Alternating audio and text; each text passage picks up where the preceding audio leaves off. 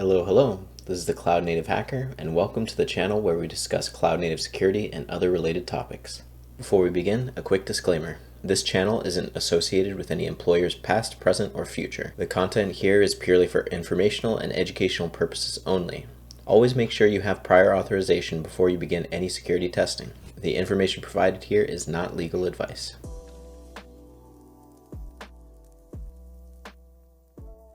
Before we get into this topic, we're going to briefly discuss post-exploitation and why it's important in your hacking toolkit. Let's take a look at where CDK fits into the attack lifecycle. For this, we're going to use Mandiant's targeted attack lifecycle. So, as you can see, we have initial compromise, which is where the initial attack would take place. We have establishing a foothold. This is where you would try to go beyond the initial exploitation and try to download additional tooling. After that, we have privilege escalation. This is where you use the permissions you have and try to gain additional permissions. Then we have internal reconnaissance. This is where you try to identify other services or other machines on the network. We have lateral movement. Lateral movement is when you try to take the information gathered from the internal reconnaissance and try to spread throughout the network. Maintaining presence is our persistence mechanisms. We want to create some sort of backdoor or something that enables us to access this machine in case for whatever reason our attack gets disrupted. And then finally, completing the mission. This is the part of the attack where we have everything we need. We've got the data and we are now ready to make our move and get out of here. For today's tutorial, we're going to be looking at these 4 stages. We're going to escalate privileges with CDK. We're going to go from the root user inside a container and then use that to escape. We're going to perform some internal reconnaissance, trying to identify different things in the container environment. We'll do some lateral movement as well by taking a look at some of the other pods. And then finally, we're going to set up a way to maintain persistent access to our containerized environment. Okay, so for today's demonstration, I'm going to be showing you how CDK works. We're using a Windows 10 host machine with VirtualBox installed. For our attacker machine, we're going to be leveraging a Kali Linux virtual machine. And for our victim machine, we're going to be using a Debian 12 installation that has Minikube and is using the Docker container runtime and using the Docker driver. In addition to this, we have Helm and kubectl installed for accessing the cluster and for installing our dependencies. For our target environment, we'll also be installing Kubernetes code. It contains a number of containers with different vulnerabilities, Kubernetes vulnerabilities, and it walks you through how you would go about exploiting those.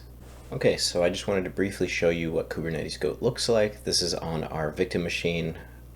As you can see, it's got a section here which has a bunch of different exploitation scenarios, and it contains kind of a playground for you to work through that. There's also a guide which has solutions and things like that if that's something that you need. With that said, today we are going to be leveraging this container, so that way we can stage CDK and go ahead and use it for our post-exploitation fun. So let's go ahead and get this opened up. And so as you can see, we are the root user on this machine. I'm going to go ahead and download CDK to this. The assumption in this scenario is that we've already exploited the device, and now we are,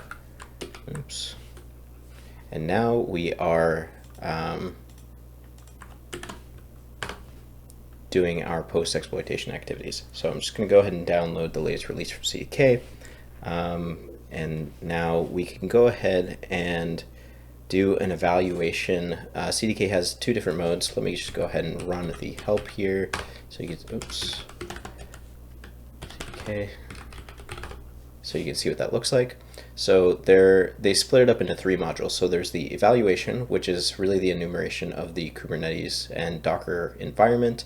The exploitation, so this is really where the container escapes are going to happen, dumping secrets from Kubernetes, those types of things.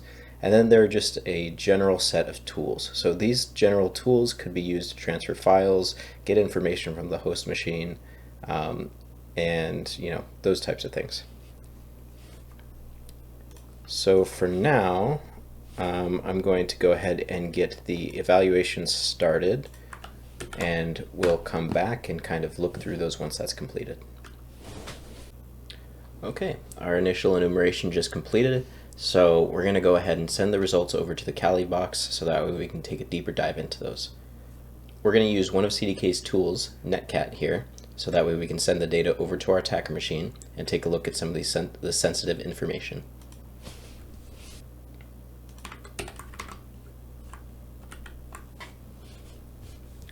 So this 192.168, this is our attacker box, and we're going to send the CDK results over using netcat, which is packaged with CDK.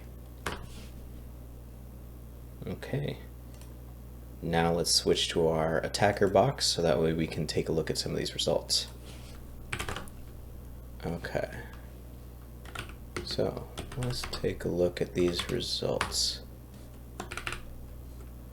So you can see here we're doing some system information gathering, enumerating services, and then here is one of the interesting findings here. We've got, during the enumeration of the capabilities assigned to this container, we see that it has administrative privileges. So this might be something that we want to take a look at. Some other interesting things are the exploitation, or the exploit suggester.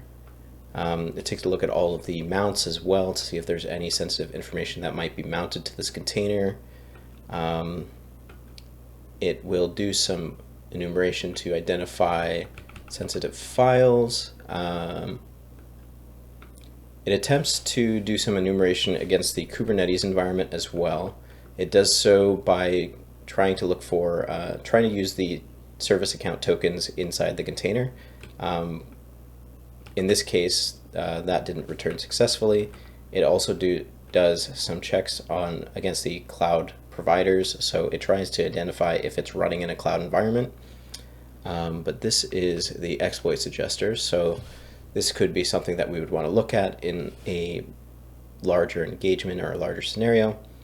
And then as you can see here, it prints out some of the sensitive files as well that you might want to take a look at. Okay, so now we're going to try to escape from this container. We're going to do this using one of CDK's exploits, which is to attempt to mount one of the disks on the host operating system into this container.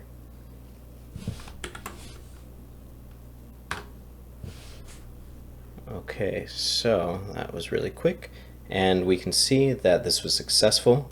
So we mounted one of the drives on the host operating system to this temporary directory. So we're going to go ahead and try to break out of this container. Okay, so I'm going to exit this real quick. You can see here we have CDK and the CDK results, and then when we get here we have successfully escalated privileges, and now we are root on the host machine.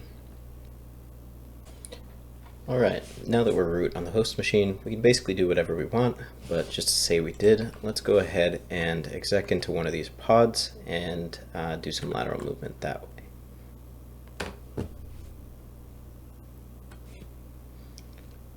Okay, and let's take a look. And so we are running within that pod, and we have successfully broken out of our initial container to the host system, and from there gotten into another pod.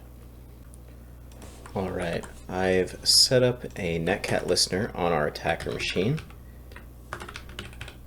and now we are going to attempt to set up some persistence. I tried this earlier with CDK, and unfortunately, because all of the Kubernetes APIs were not working and I couldn't find a valid service token using CDK, I went ahead and just found a different way to get some persistence. So we're going to go ahead and create a pod here. This pod gives a reverse shell, and I will include a link to the blog post where I found this container. If I was using this where I found this image, if I was using this in a real engagement, I'd just create my own image, but for ease of use, we're going to go ahead and give this a try. Okay, so now we can see that the pod was created, and we are going to hop over to our attacker machine. And as you can see, we've got a shell here, and we've got a root reverse shell. So the great thing about this is if our connection closes for whatever reason, because Kubernetes is constantly trying to make sure that the number of pods matches the spec that we set out for it, we can go ahead and kill this, and we can start it again. And we've already got another shell.